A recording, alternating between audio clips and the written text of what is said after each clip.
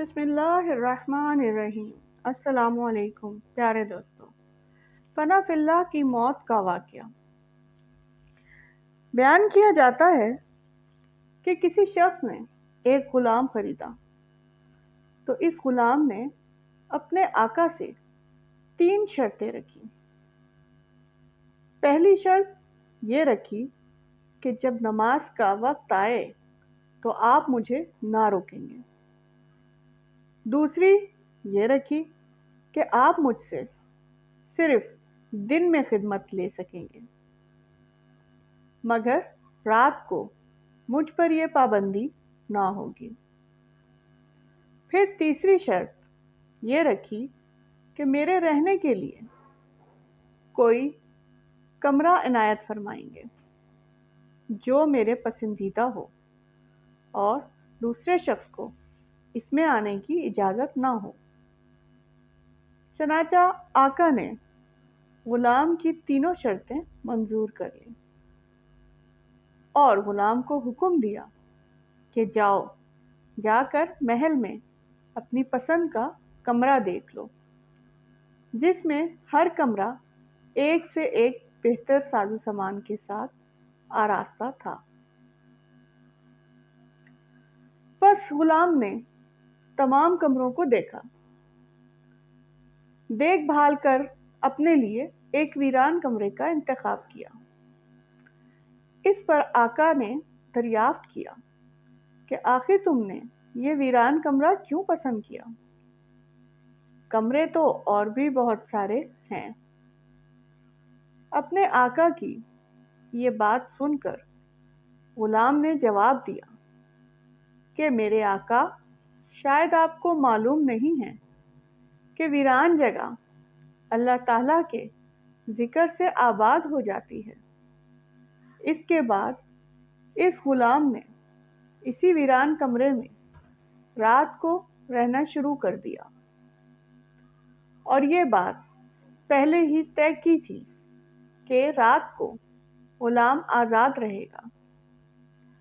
جب غلام کو اپنے پسندیدہ آزاد کمرے میں رہتے ہوئے کچھ عرصہ گزر گیا تو اس کے آقا نے ایک دن رات کو بزم احباب منعقد کیا، اور نصف شب کے بعد جب دوست احباب رخصت ہو گئے تو مالک مکان چہل قدمی کرتا ہوا غلام کے کمرے کی جانب جا نکلا۔ کیا دیکھتا ہے کہ ایک نورانی قندیل نے اوپر سے آ کر کمرے کی خالی چھت کو گھیر رکھا ہے، اور غلام سجدے میں پڑا ہوا اپنے رب سے دعا اور مناجات میں مصروف ہے کہ اے میرے پروردگار، دن کو تو نے میرے آقا کی خدمت میرے ذمہ واجب کر دی۔ اگر یہ خدمت میرے ذمہ نہ ہوتی تو میں رات دن تیری عبادت میں مشغول رہتا، لہذا میرا عذر قبول فرما لے۔ اس کا مالک تعجب کے ساتھ صبح صادق تک اس عجیب منظر کو دیکھتا رہا۔ چنانچہ صبح ہوتے ہی وہ نورانی قندیل آسمان پر چلی گئی اور چھت بند ہو گئی۔ مالک نے اپنی بیوی سے اس کا تذکرہ کیا، اور دوسرے روز وہ مالک اور اس کی بیوی دونوں اس منظر کو دیکھنے گئے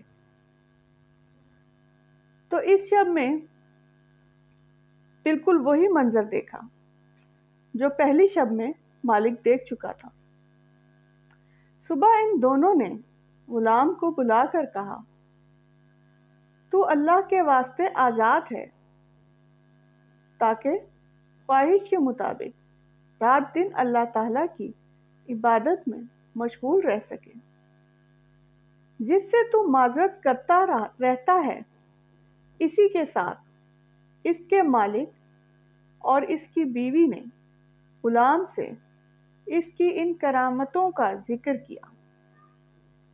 جو رات کو وہ دونوں دیکھ چکے تھے۔ بس اب کیا تھا؟ جب غلام کو معلوم ہوا کہ ان پر اس کا پردہ فاش ہو چکا ہے تو اس نے اسی وقت دربار الہی میں ہاتھ اٹھا کر دعا کی، اے میرے پروردگار، میں نے تجھ سے دعا کی تھی کہ میرا راز کسی پر نہ کھولیو، مگر اب جب کہ میرا بھید دوسروں پر ظاہر ہو گیا ہے جس کو میں چھپائے رکھنا چاہتا تھا، تو مجھ کو اپنے پاس بلا لے۔ چنانچہ اسی وقت اس کی روح پرواز کر گئی اور وہ اپنے خالق حقیقی سے جا ملا۔ اللہ تعالیٰ سے دعا ہے کہ اللہ پاک اس کی مغفرت فرمائے اور اس کے درجات کو بلند فرمائے۔ آمین ثم آمین۔ اس واقعے سے ہمیں یہ سبق ملتا ہے کہ حضور صلی اللہ علیہ وآلہ وسلم نے سچ فرمایا ہے کہ جو اللہ کا ہو جاتا ہے اللہ اس کا ہو جاتا ہے۔ دیکھیے اس عالم فنا فی اللہ کی دعا کس طرح ہاتھوں ہاتھ درجہ قبولیت کو پہنچ گئی۔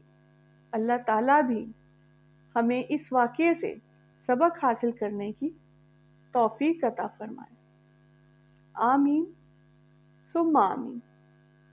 دوستوں ملیں گے اگلی ویڈیو میں، تب تک کے لیے اجازت۔ مزید اسلامی واقعات کے لیے چینل اسلام کی دنیا کو سبسکرائب کریں، بیل کے بٹن کو دبائیں تاکہ آپ کو بر وقت نوٹیفیکیشن ملتے رہیں۔